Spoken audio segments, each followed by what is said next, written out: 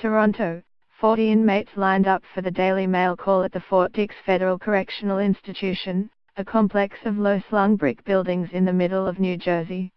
It was July 2012, and one of the inmates was Philip Baker. A former hedge fund manager, he was serving a 20-year sentence for fraud. He had used bogus performance data to lure hundreds of people and institutions into his fund. His investors had lost hundreds of millions of dollars. Mr. Baker, 46 at the time, admitted that he had committed fraud. "I am a criminal," he said recently. But he had convinced himself that he deserved to be free. And he was waiting for a letter that might turn his fantasy into reality. Months earlier, Mr. Baker, who is Canadian, had signed a plea agreement that included an unusual caveat: prosecutors would not object to the Justice Department's transferring him to Canada to serve out his sentence.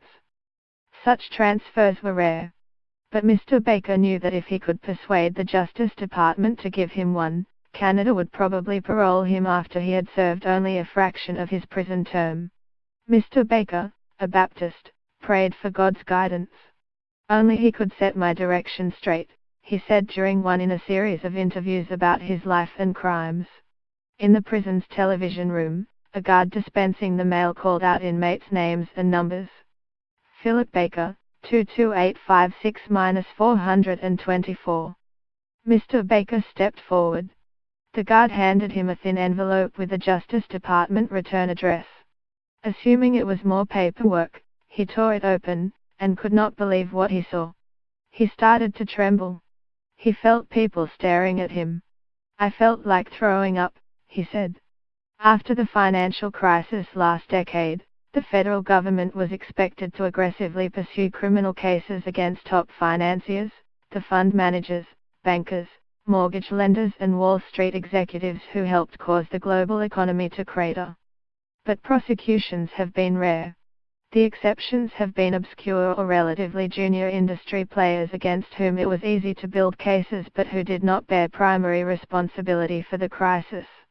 One reason: prosecutors were under pressure to move quickly and to not lose trials. They preferred to take the safest, simplest routes to win convictions, and to then move on to new cases.